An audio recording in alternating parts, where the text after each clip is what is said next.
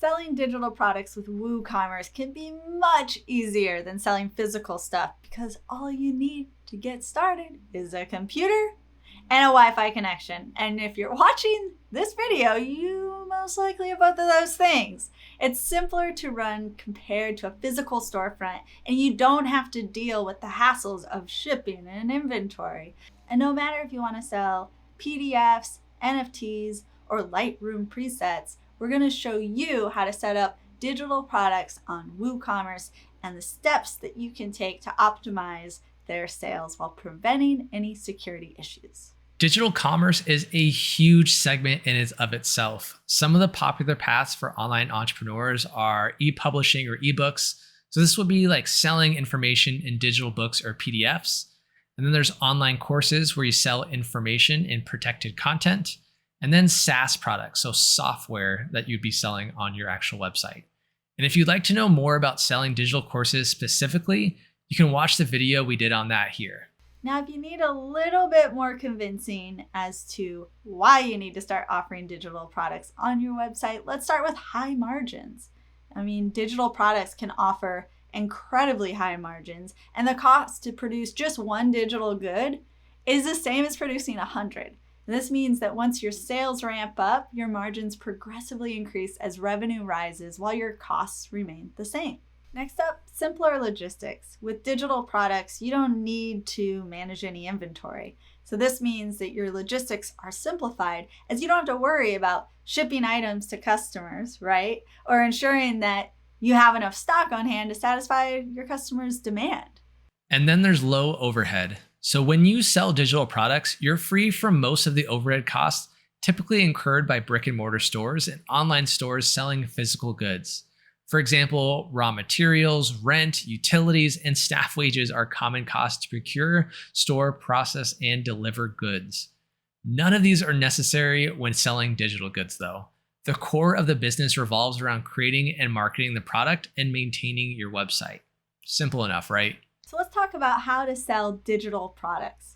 WooCommerce defines digital products as virtual products, and these products can either be downloadable or not. And because of this, you can add both shipping and download details to the same product, enabling you to sell downloadable and physical products from the same product listing, which is awesome. So for instance, you could sell an album that comes up with both a physical CD and digital MP3 files. This also means that you can sell digital products that don't need to be downloaded. Common examples are memberships, services, or coaching sessions. So before you create digital products, you want to define your settings for downloadable products inside of WooCommerce.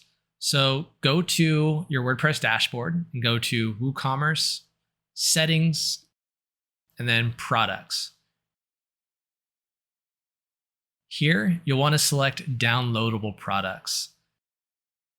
The file download method will determine how customers can access their orders. This is an important setting as protecting file access is crucial to having a profitable digital download store. If anyone can access your downloads, you run the risk of someone distributing the files or links to people that didn't buy the product. With the force download option, your server will force downloads after the purchase using PHP. This method prevents direct linking, but can also place strain on your server. The other option is to use redirect links to the file. And this method is less secure as the files are unprotected and anyone with the upload link can access them. You also have the option to restrict downloads to users that are logged into their accounts. This can provide an extra layer of protection to ensure that only registered buyers can see your products. As for the download limit, it will depend largely on the types of products. So for example, if you sell ebooks or audio files, a high download limit is ideal as it will allow customers to come on back and easily access the files again if needed. If you sell video games, you'll likely want to limit customers to a single or a few downloads. These and other products may also warrant an expiration date. In selling digital products, it's an effective way to grow e-commerce revenue without the challenges of traditional order fulfillment. All right, that's a wrap. Your journey doesn't have to end here. We have over 300 videos for you to watch. So be sure to like, comment, and subscribe. Thanks for watching. This is The Journey.